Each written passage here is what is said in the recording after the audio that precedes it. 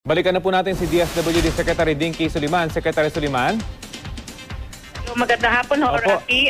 Secretary, yung binabanggit po namin kanina na nakunan ng aming camera ay sa may Araneta Avenue.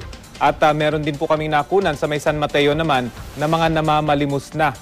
Ano po yung monitoring ninyo sa supply ng relief goods sa mga areas na ito?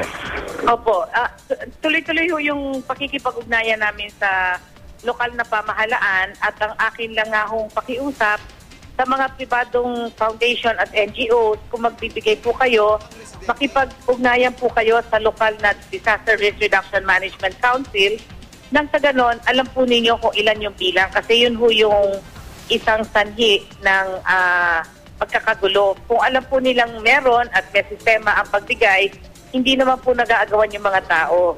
At pangalawa, kunyari sa San Mateo po, naghahatid na ho kami, hindi lang ho sa lokal na pamahalaan, yung ibang mga malalayong lugar, amin na din po tinutulungan at nakikipag-ugnayan kami sa mga NGOs.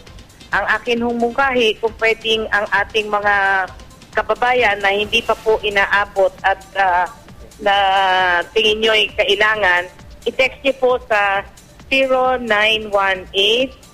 0918-421-9780 at ipupuntahan po kayo kung hindi pa ho kayo naaabot, lalong-lalo na yung mga na-isolate po na mga lugar. Opo, Secretary, siguro i-contextualize nga natin yung nangyaring mga nakunan ho namin. Hindi naman ho ito yung kabuuan siguro ng mga pangyari kasi nadaanan lang siguro ng isang grupo ng mga evacuees. Itong nagbibigay ng tulong kaya't medyo maliit ho kasi yung sasakyan at maliit din siguro yung supply kaya't medyo nagagawan sila doon sa limitado. Pero ang sinasabi ho ninyo, kung sa mga evacuation center sila, ay sapat naman po yung mga relief goods sa mga areas na yon.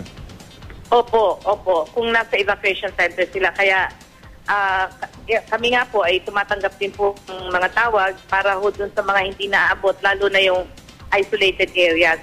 Sa NCR, hindi ho ganong kadami yun. Pero nandito nga kami ngayon, papuntang Dinalupihan, coming from Tarlac, na kasama si Presidente. At meron talaga mga lugar na mahirap abutin sa ngayon dahil mataas talaga ang tubig at medyo maalon. Nabanggit niyo po yung pagdalaw niyo dyan sa Tarlac. We understand na medyo nagkaberera ho ba yung chopper ng Pangulo kanina or kinailangan lang mag-land dahil mababa na yung cloud ceiling? Oo. Nag-landing kami sa dulo ng ECTEC kasi masyado nang maulap. Mababa na po yung cloud ceiling, yung sabi mo nga.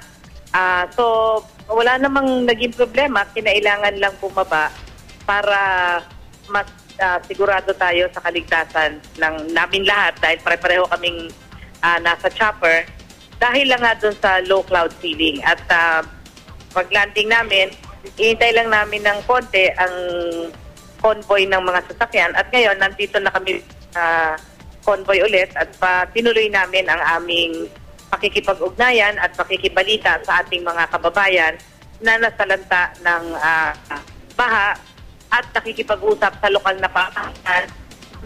Alam pa yung mahalagang gawain. Halimbawa, dito sa Tarlac, yung dike talaga at yung ilang bridges ay sinabi na ni Pangulo na aayusin dahil nga kasama din namin dito si Secretary Babe Singson ng DPWH.